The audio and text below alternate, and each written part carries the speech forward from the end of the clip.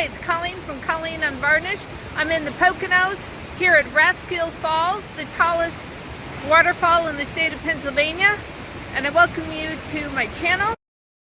Hi, enjoy that waterfall. It is beautiful. It's an easy hike, about a quarter of a mile from the parking lot.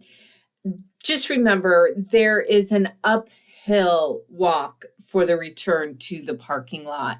So this is Honesdale, Pennsylvania. It's the birthplace of the American railroad system. It inspired the song Winter Wonderland. It's where Children's Magazine was created. It gave birth to an Allied Supreme Commander. And it is the town that I visited, and I hope you enjoy my video. My trip began here at the History Museum, where there's a replica of the Sturbridge lion. I learned the Sturbridge wasn't the first train to be on the tracks, but instead it was one of the first.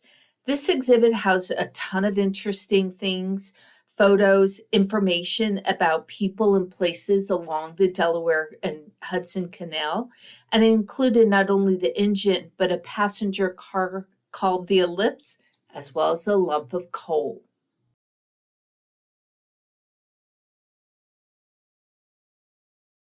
I'm here in Honesdale, Pennsylvania, the birthplace of the American railroad system. And I'm in the Wayne County Historical Society. Specifically, I'm in the passenger car called the Ellipse. And it's absolutely breathtaking if you like old train passenger cars, antiques, etc. The interior is just gorgeous. And by the way, stick with me. I'll get better with these audio transitions. You're going to see a lump of coal. It's 7 tons. This is my diamond, a quilt exhibit. It's just a portion of the quilts. I couldn't get great photography.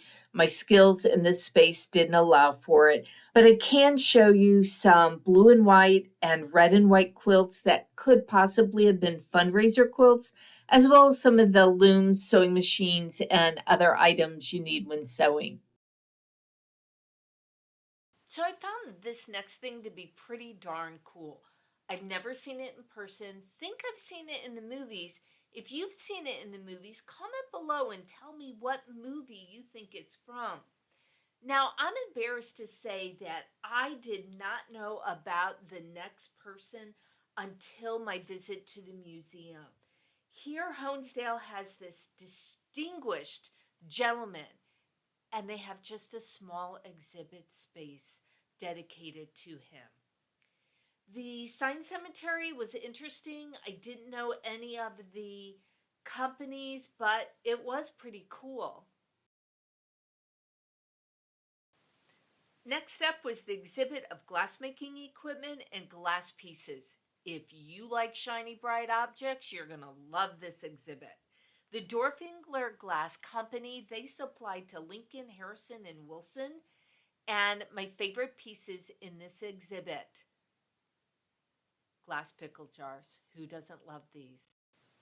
I can't believe I'm going to say this. If you go to Honesdale, check out their post office lobby. It has paintings. They remind me of Thomas Hart Benton paintings. I'm not saying that they are his, but the paintings reflect the town history. My next stop was the art wall.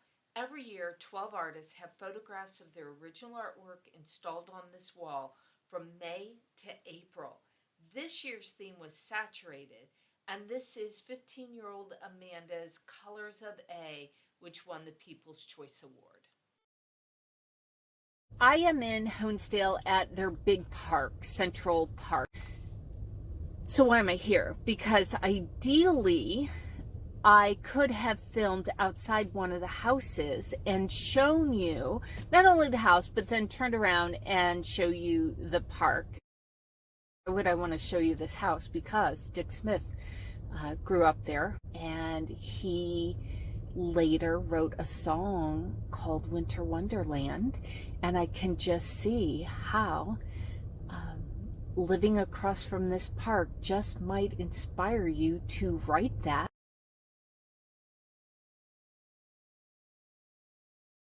Walking around town, you'll find interesting buildings and signs. And if you know where to look, there's a railroad snowplow for you. This home has a debated connection to Abraham Lincoln. I'm hoping John, the hometown historian, will do a video on it. Whether or not this home is where it was decided to nominate Lincoln as the Republican candidate for President of the U.S. Some people say yes, some people say no. Walking around town, I found not one, but two of the homes which are used as offices for the Highlights children's magazine. I could say this was the highlight of my trip. So just down the road from Honesdale is a 16-acre park, the D&H Canal Park at Loch 31. That is a mouthful.